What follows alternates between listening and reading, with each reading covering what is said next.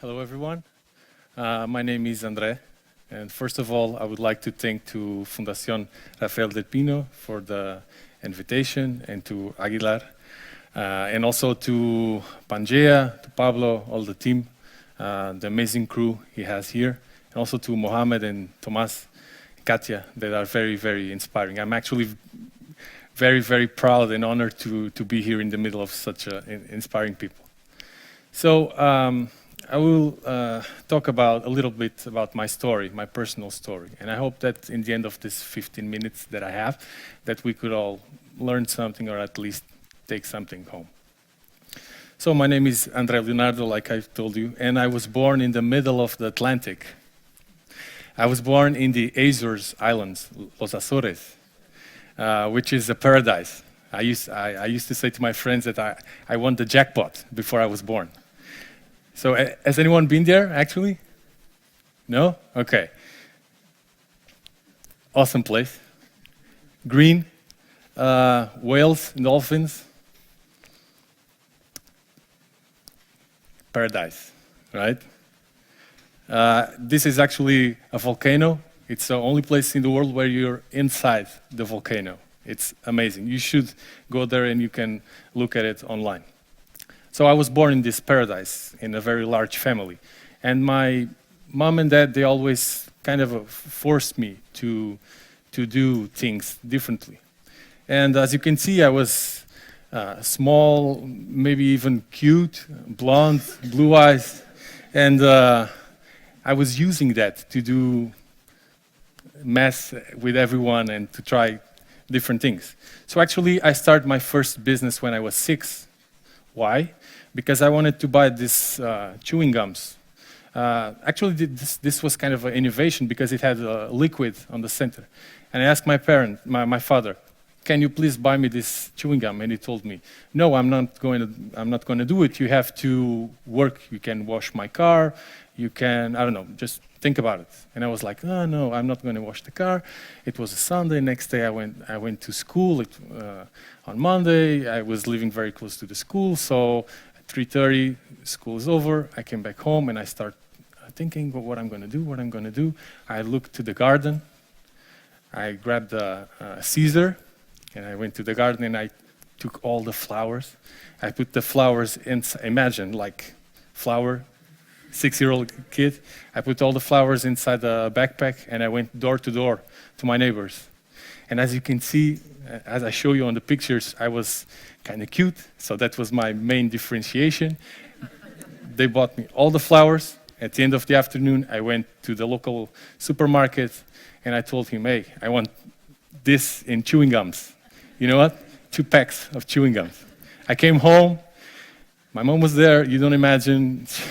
When she saw that the backyard has no flowers, it was not pretty.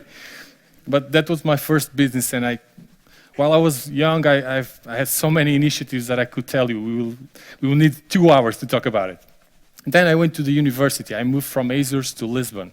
And that was the first time that I realized that all of this desire to create things, to make things happen, this has a name, entrepreneurship.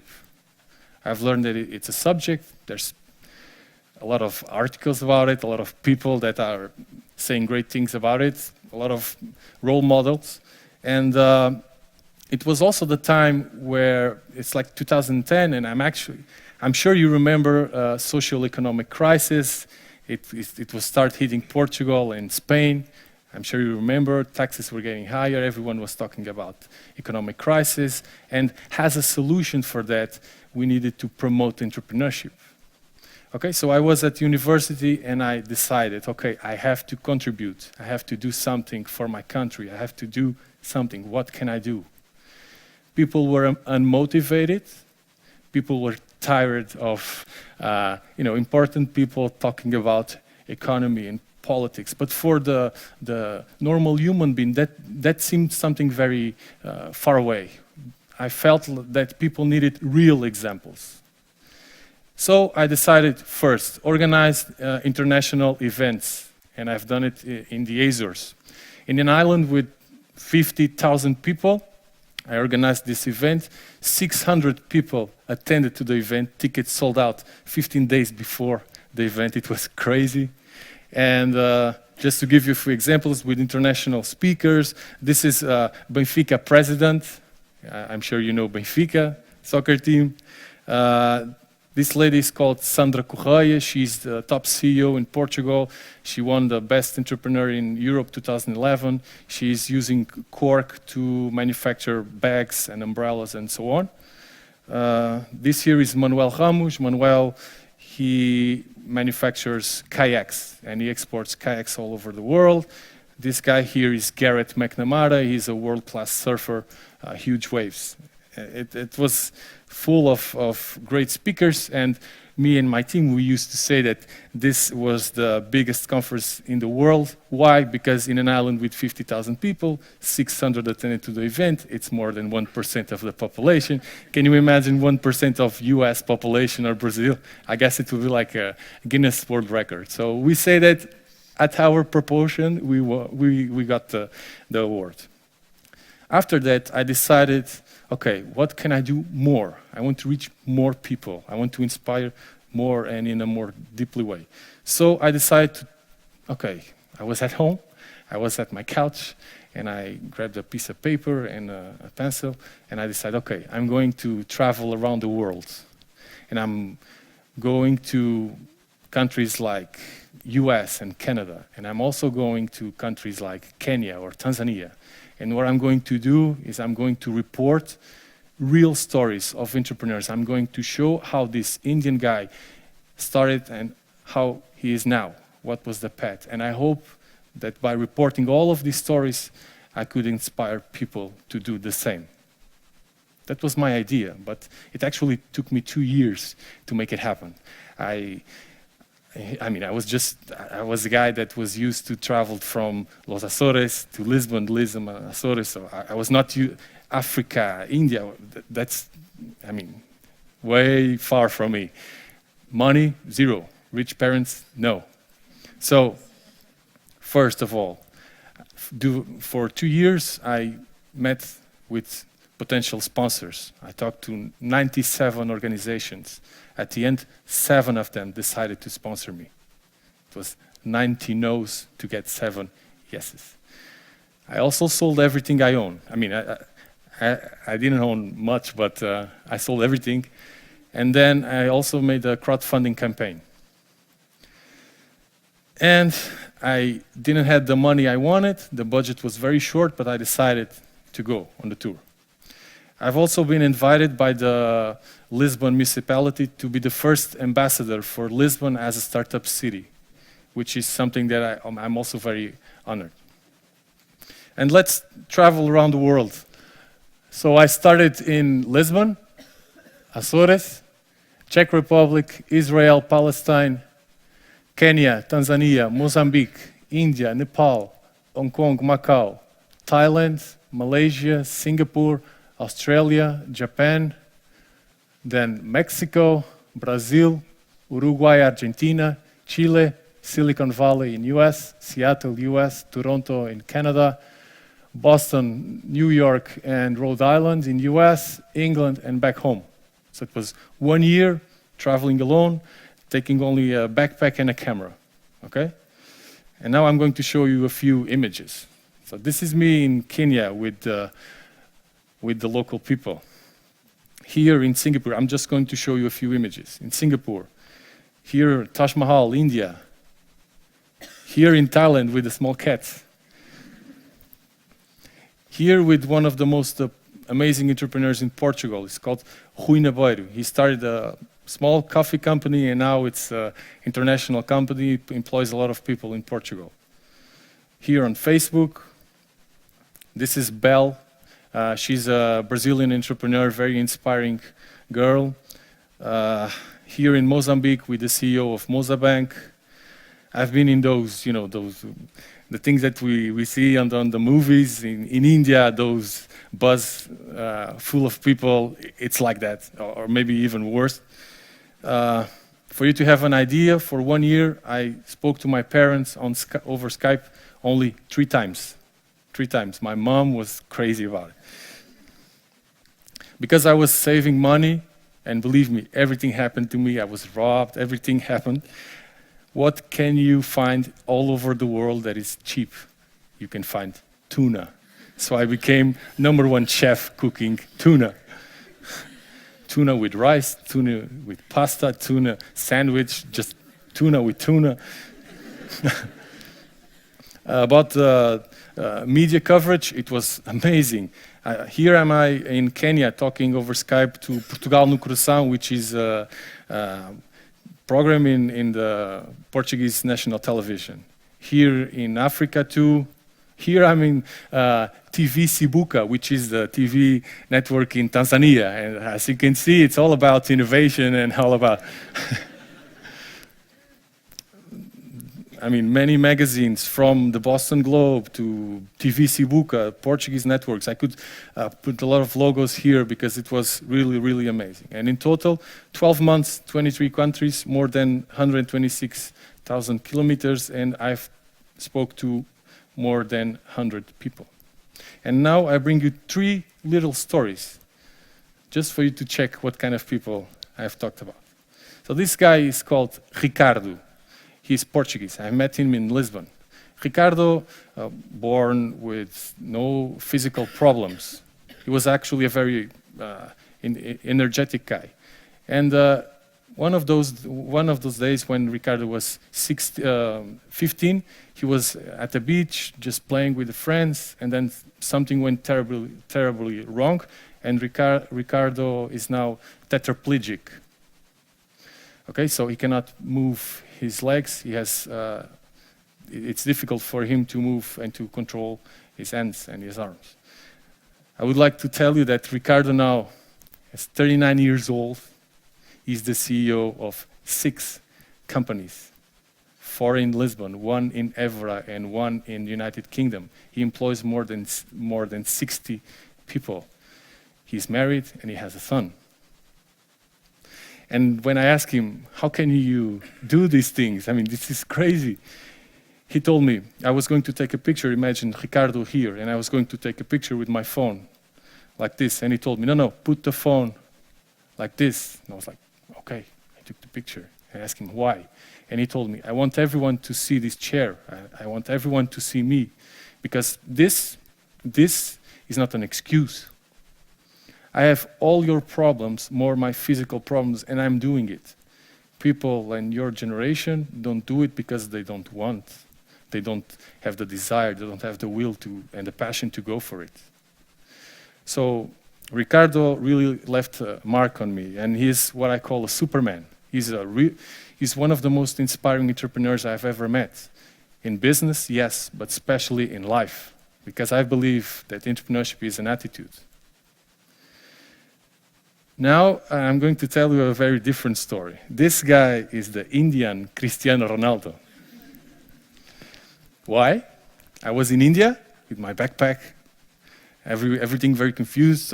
And this guy, suddenly, from nowhere, he touched me here in the neck. And I looked back, and he said, "Can I clean your ears?" What? And he asked me, "Where are you from?" And I said, "Portugal." And he said, "Oh, okay. I am the Cristiano Ronaldo of cleaning ears. Okay? Can I clean your ears?" And I was like, no, you can't. I mean, this is crazy. Imagine that we go to Plaza Mayor, clean ears to everyone. I mean, it's crazy. Actually, let me show you how it works. So the swab is here, ready to clean any ear that passes by. And here down is the towel that he uses. If on one side this is crazy, on the other side we spoke for a few minutes and I asked him why. And he told me, you know, André, here people, the government does not support us. We don't have like unemployment fees. We don't have NGOs that can help us. There's so many people and we are poor. So what I can tell is that I need to bring some money home. I need to put food on the table. I have a wife, I have 2 kids. I need to make things happen. And he told me this. He told me, here you only have one rule. You have to do it. If you don't do it, you don't eat. And for me, this was very shocking because I'm used to do a business plan and then all of that. You don't have business plans over there. And I used to think that, man, I was born in Portugal. It's such a nice place. We have, governments, foundations, programs, acceleration programs. We have everything. What am I complaining about? Also want to tell you this story. This guy is named Kennedy. I met him in Kenya. I was in Nairobi and I was going to visit Kibera. Kibera is one of the biggest slums in the world. Okay, and I was going there and I was a little lost. And I met Kennedy on the way. And I asked him, I'm going to Kibera, can you help me? And he told me, yes, I actually live there. So we are 1 kilometer away. So you can come with me and we can, I can drop you whatever you want. So we start walking and he was like smiling. Why? Because I'm from the same country as Cristiano Ronaldo. The guy was super happy. And he started asking me, hey, I asked him, how's life in Kibera? And he told me, life is great over there. I mean, I really like to live there because people are free. As you can see, the houses are, packed, but I'm very close to my family all the time. It's amazing. I really like to live there. And then he showed me his house, very similar to this. So floor was dirt, okay, mud walls, some metal sheets on the top, on the roof. He was very happy saying that, I have a room, and his room was like just a small bed on the corner.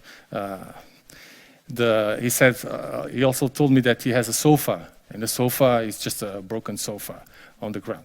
And I asked him, how about the bathroom? And he told me, here in Kibera, we don't use bathrooms. We just use some plastic bag, and then we throw it away. So what you see in Kibera, it's something like this. And I was seeing all of this, and probably like you, I was very impressed, very I've never seen that. And suddenly the guy asks me, how's life in Portugal, in Europe? And I was like, life in Portugal. And I said something like this, it's great, the weather is nice, we have this and this. And besides of the economic crisis, things are, starting to improve. And his face went from this to this. And he was like, crisis, okay, but how many times do you eat? Continue, because last time there was a crisis here in Kibera, me and my family, we were only eating 1 time a week. How are you? I don't know about you, but about me, this puts life into perspective. I no longer complain. I can actually tell you that I was never in crisis, never. Maybe I don't have the money to go out for dinner every day. I can eat with my family at home. Maybe I don't have the money to, go all around the world in vacation with, but what if taking a train and go from Madrid to Barcelona or Barcelona to Valencia or Sevilla, that's bad? No, that's awesome. What am I complaining about? This story really left a mark on me. I learned with all of this that difficult is different from impossible. What? A tetraplegic guy starting a company, actually 6 companies, that's impossible. No, it's actually very difficult, but it's not impossible. I really believe in faz acontecer, make it happen. Haz que ocurra. Is this correct Spanish? Que ocurra. And this is what my project is all about. It's about spread the word about entrepreneurship. Entrepreneurship as a way of life, because I really don't like when people say that entrepreneurship is starting companies. It's not. Entrepreneurship could be starting a company, but you can also work for someone else, and you're an entrepreneur. Or you can be an entrepreneur in your life, doing things that you're passionate about. Look at the world tour. I mean, I had nothing. I have not created a company. I was not working for someone else. I was just trying to do personal project, but in order to do it, I had to be an entrepreneur. I had to fight for everything. So I see entrepreneurship as a way of life. And actually, in this unpredictable world that we're living, that our generation is living, we need to become entrepreneurs. We need to fight for everything because things are not going to be easy. The good thing of it is that if you really want, you don't have to pay taxes to become an entrepreneur. You don't have to, ask for permission. You just need to want that.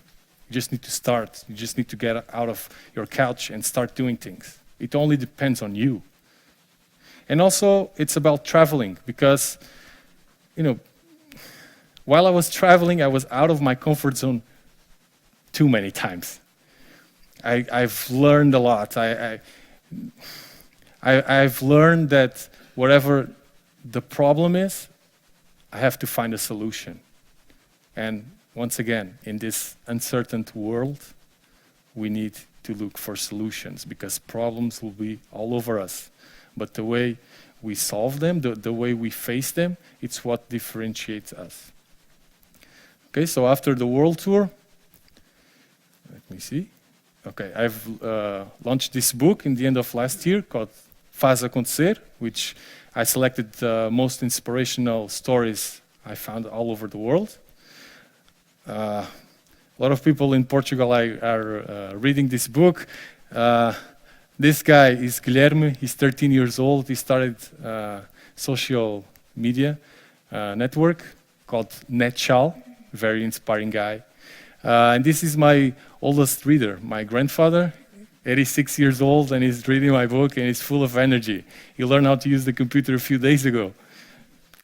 I'm going to a lot of TV interviews to spread the word, to spread this inspiration that I want to spread on these young generations. I'm going to events, many events, as I lost my voice 2 weeks ago, and this is the pills that I'm taking so I could talk. Well, I hope I could make you think a little bit about entrepreneurship, about the way I face life. Thank you very much.